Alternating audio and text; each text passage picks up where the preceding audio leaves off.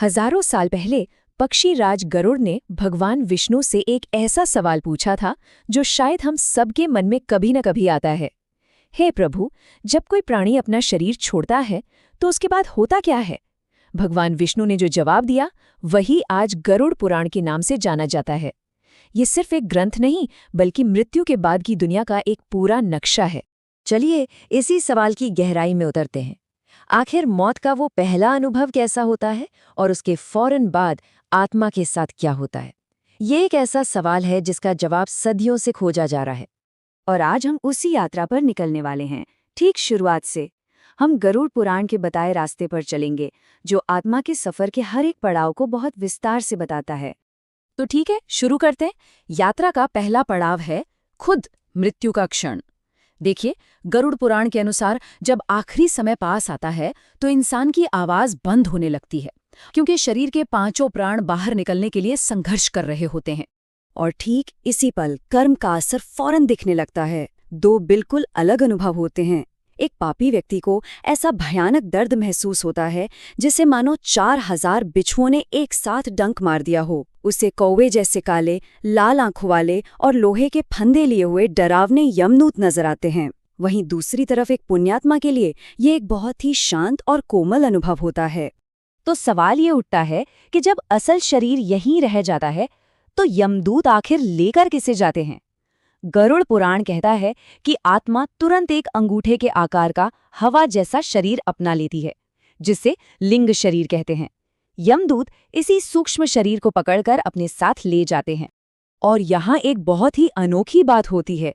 यमदूत आत्मा को यमलोक का रास्ता दिखाकर उसे वापस उसके घर के दरवाजे पर छोड़ जाते हैं। अगले 13 दिनों तक वो आत्मा एक प्रेत के रूप में अपने ही परिवार के बीच रहती है और यहीं से उसके अगले सफर के लिए एक नए शरीर के बनने की प्रक्रिया शुरू होती है। देखिए, यमलोक की वो लंबी और कठिन यात्रा करने के लिए आत्मा को एक नए शरीर की जरूरत पड़ती है, जिसे यातना देह कहा जाता है। ये शरीर परिवार वालों के दिए गए पिंडों से बनता है। पहले दिन के पिंडदान से सिर बनता है, दूसरे दिन से गर्दन और कंधे, और इस तरह 10 दिनों में जाकर ये शरीर पूरी तरह तैयार हो जाता है। अब 10 दिन बाद जब आत्मा को वो नया शरीर मिल जाता है, यमदूत फिर लौटते हैं और अब असली यात्रा शुरू होती है। यमलोक की वो यात्रा जिसकी सिर्फ कल्पना करने से भी रोंगटे खड़े हो जाएं। यमलोक का ये रास्ता 86,000 योजन यानी करीब करीब 7 लाख किलोमीटर लंबा है। जरा सोचकर देखिए, इस रास्ते पर न कोई पेड़ है, न कहीं छाया है और न ही पीने के लिए पानी। ऊपर से 12 सूर्य एक साथ आग बरसाते हैं और यमदूत आत्मा को जंजीरों से घसीटते हुए ले जाते हैं।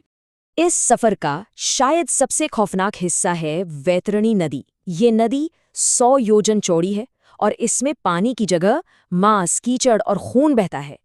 कहते हैं जब कोई पापी इसके किनारे पहुंचता है तो ये उबलने लगती है और उसमें से भयानक जीव निकलकर आत्मा को नोचना शुरू कर देते हैं। तो क्या इस नदी को पार करने का कोई रास्ता है? हाँ, गरुड़ पुराण बताता है कि जिस इंसान ने अपने जीवन में गौदान किया हो, उसके लिए एक दिव्य गाय आती है और आत्मा उसकी पूंछ पकड़कर इस खौलती हुई नदी को सुरक्षित पार कर जाती है।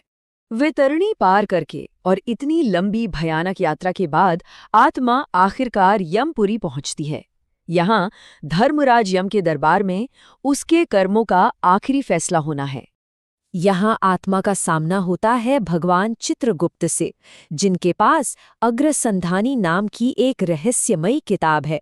इसमें जीव के जन्म से लेकर मृत्यु तक एक एक पल का हिसाब होता है, सिर्फ कर्मों का नहीं बल्कि मन में आए विचारों का भी। और अगर आत्मा कुछ छिपाने या झूठ बोलने की जरा भी कोशिश करे तो यमराज ऐसे गवाहों को बुलाते हैं जिनके सामने कोई झूठ नहीं बोल सकता। सूर्य, चंद्रमा, हवा, आग, आकाश, पृथ्वी, जल और खुद धर्म, ये सब कर्मों के साक्षी हैं। जब सारे सबूत और गवाहियां पूरी हो जाती हैं, तब धर्मराज यम अपना न्याय सुनाते हैं।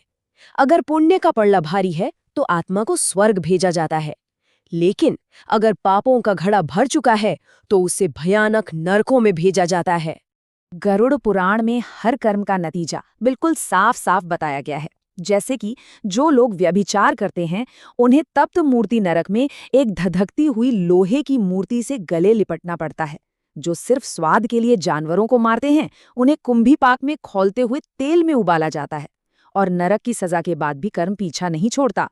विश्वासघात करने वाला मछली बनता है और अनाज चुराने वाला चूहा। नरक में सजा काटने के बाद भी आत्मा को चैन नहीं मिलता। उसे 84 लाख अलग अलग योनियों में भटकना पड़ता है। कभी वो पशु बनती है, कभी पक्षी, कभी कीड़ा मकोड़ा।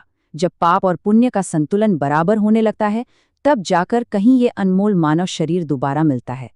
तो फिर इस पूरी यात्रा का, इस पूरे चक्र का आखिर मतलब क्या है? गरुड़ पुराण मानव जीवन के एक बहुत ही गहरे मकसद पर रोशनी डालता है। सबसे जरूरी बात यह है कि मानव शरीर को मोक्ष का दरवाजा कहा गया है। क्यों? क्योंकि बाकी हर योनि में आत्मा सिर्फ अपने पिछले कर्मों का फल भोगती है। केवल इंसान के रूप में ही उसके पास वो ताकत है कि वो नए अच्छे कर्म करके इस जन्म मरण के चक्र को हमेशा के लिए तोड़ सके। और सबसे हैरान करने वाली बात तो ये है कि गरुड़ पुराण के मुताबिक जन्म से पहले हर इंसान को अपने पिछले सैकड़ों जन्म याद होते हैं। माँ के गर्भ के कष्ट में वो ईश्वर से वादा करता है कि इस बार बाहर जाकर वो अच्छे कर्म करेगा और इस चक्र से मुक्त होगा। लेकिन जन्म लेते ही दुनिया की माया के असर में वो अपना वो वादा भूल जाता है।